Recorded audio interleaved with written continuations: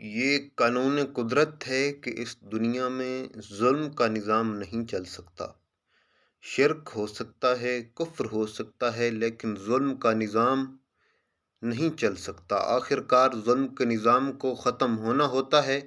اگر ہم تاریخ میں دیکھتے ہیں تو ہم کو ایسی کوئی مثال نظر نہیں آتی جس میں کسی ظالم کو اس کا انجام نہ بھگتنا پڑا ہو۔ اگر دور حاضر میں ہم ظلم کی بدترین مثال دیکھنا چاہتے ہیں تو ہم کو یہ میانمار میں نظر آتی ہے۔ میانمار جس کا پرانا نام برما تھا اور جنوب مشرقی ایشیا کا رقبے اور آبادی کے لحاظ سے ایک اہم ملک ہے، تو اس ملک میں مسلمانوں کی تاریخ جو ہے وہ بہت پرانی ہے، اور یہاں کے زیادہ تر جو مسلمان ہیں وہ وہاں پر اراکان یا اراکین جس کو کہا جاتا ہے، وہاں پر ایک ریاست ہے، اس میں ان کی بہت بڑی تعداد آباد تھی۔ اور اس کے علاوہ بھی میانمار میں بہت سارے نسلی گروہ ہیں اور ان میں سے ایک مسلمان بھی تھے۔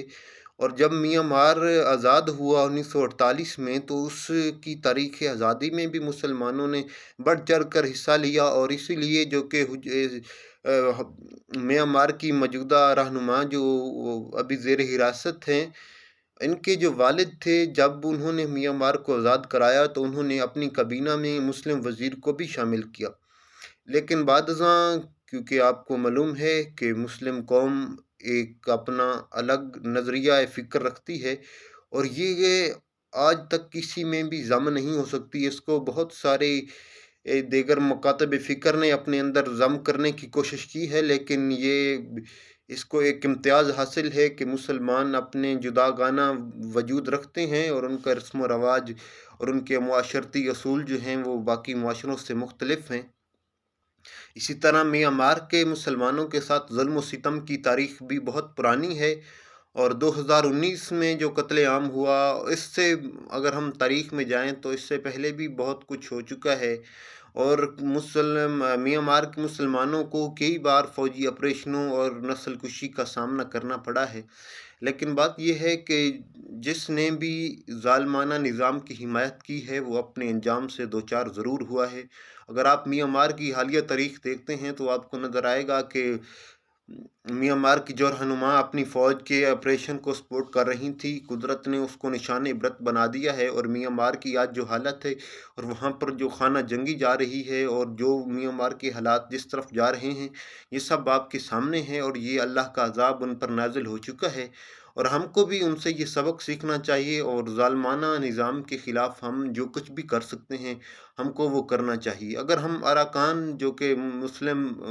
اکثریت کی ریاست رہی ہے،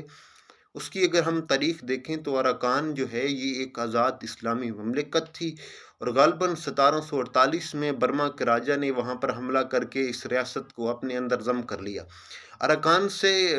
میانمار کی آرمی نے مسلمانوں کو تو نکال دیا ہے، لیکن یہ بات بھی آپ کے گوش گزار کرنا چاہوں گا کہ وہاں پر ابھی تک میانمار کا جو کہ منصوبہ تھا کہ یہاں سے مسلمانوں کو نکال دیا جائے، اور وہاں پر جو کہ ان کے مقامی